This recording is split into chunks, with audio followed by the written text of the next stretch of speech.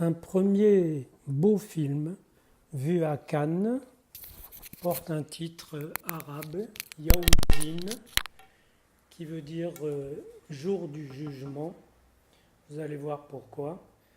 Il met en scène un lépreux dans la banlieue du Caire qui vit près d'une déchetterie, enfin une misère totale. Il est guéri, mais c'est un exclu, un paria. Il a son âne, sa petite charrette, il prend des objets, il les vend, il subsiste. Il y a un petit orphelin qui vient le trouver régulièrement parce que lui aussi est seul.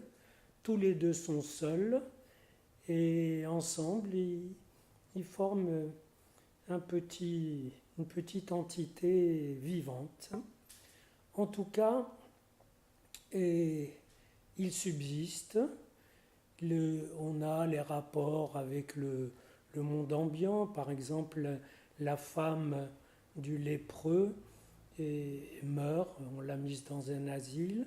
On voit les hommes qui l'aident à l'enterrer. Il y a des musulmans et sans doute aussi des chrétiens. Lui est chrétien et ça ne pose pas de problème voilà, d'être ensemble et de planter une croix sur la tombe. Mais l'essentiel du film, c'est un travail sur le retour aux origines.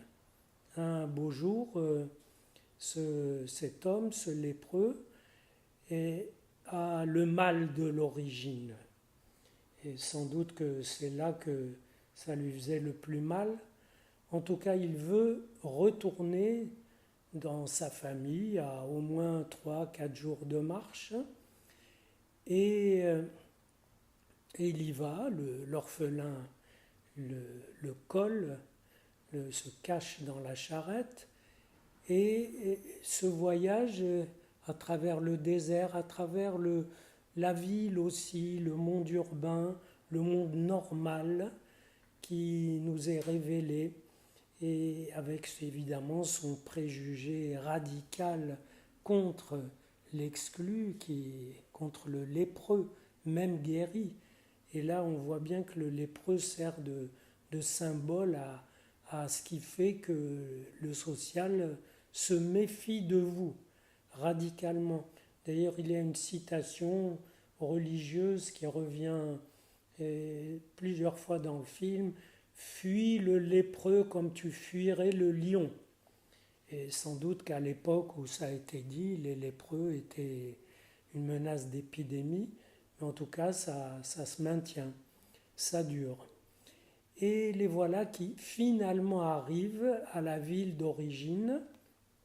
Ils ont, ils, ils ont la possibilité, grâce à des fiches bureaucratiques sur les identités, etc., ils retrouvent la maison où est né le petit, et on voit qu'il n'y a plus rien, les parents sont morts, donc l'orphelin est bien orphelin, il n'avait plus rien à trouver là, et puis il s'achemine vers la maison d'origine du lépreux, et là, seul le petit garçon ose s'y aventurer, et on lui dit: mais qu'est-ce que c'est? Mais il est mort, on ne le connaît pas, il est mort il y a longtemps, etc.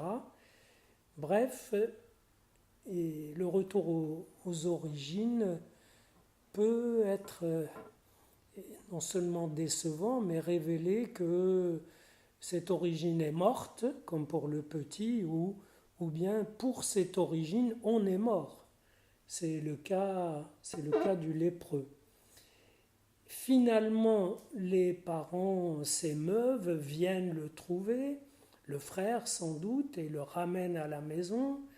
Et là, le père, qui est déjà très atteint neurologiquement, le reconnaît, avoue sa honte et dit qu'il l'a mis dans la léproserie. Il pensait que c'était la gale, et il n'est pas allé le chercher, mais qu'il voulait lui donner une vie qui lui épargne le jugement.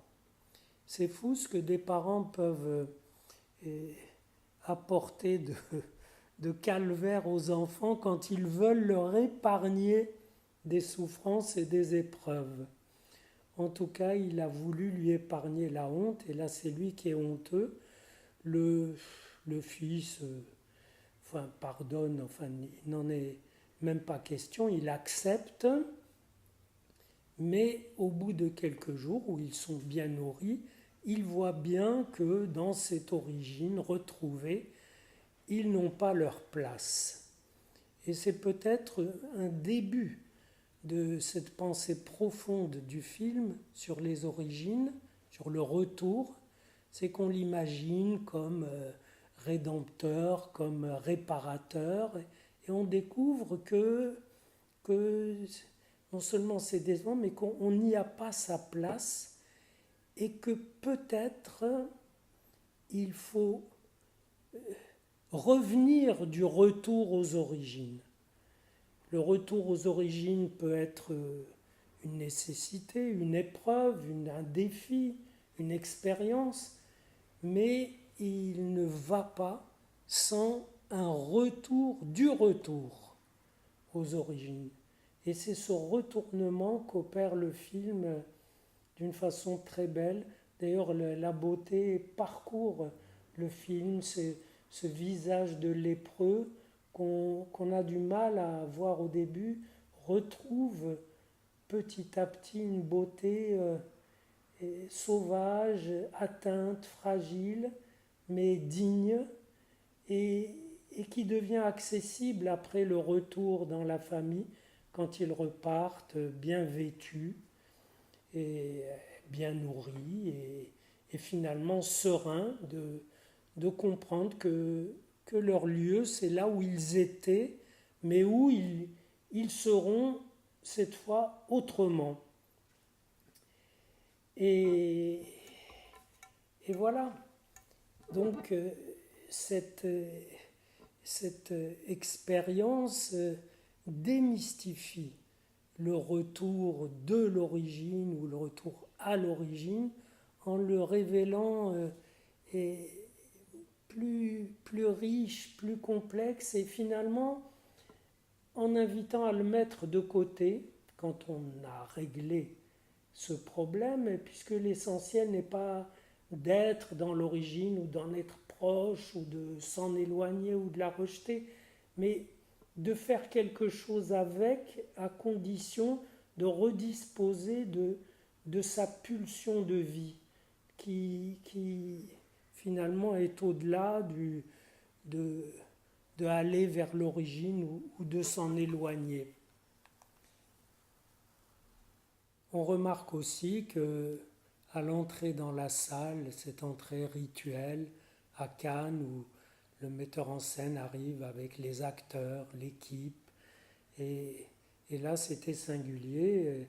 Les acteurs, le lépreux et le petit garçon sont restés au pays, et on voit tout simplement le metteur en scène et la productrice qui forment un couple assez beau, assez émouvant, voilà, sans acteur, et avec l'œuvre qui est là et qui est très belle et très forte.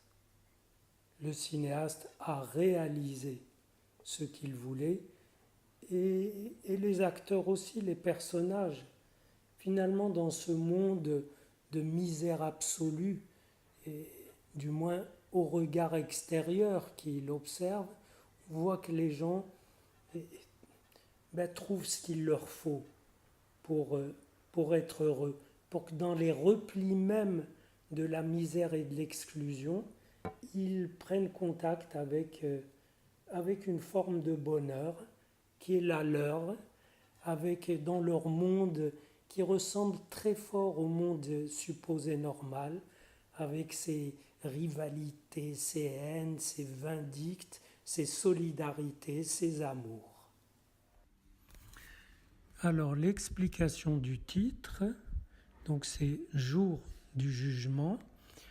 Ce Cela veut dire que c'est au jour du jugement divin, donc après la mort, que les lépreux et les autres seront traités de la même façon.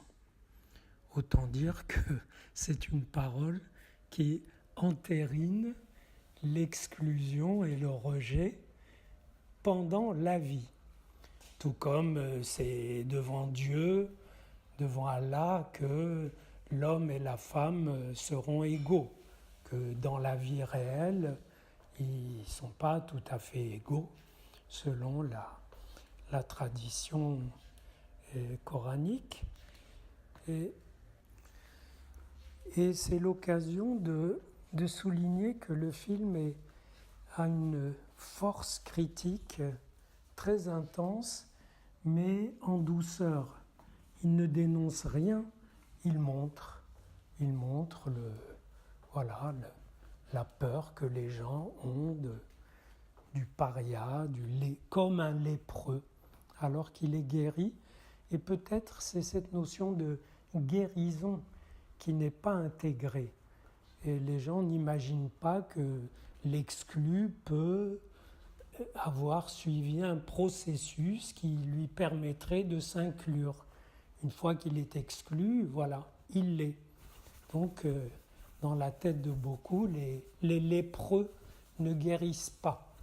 Alors que, si on se réfère à l'Évangile, vous savez que Jésus a une rencontre avec un lépreux et qui s'avance vers lui, qui lui dit « Si tu le veux, je serai guéri ». Et Jésus lui dit « Je le veux, guéris ».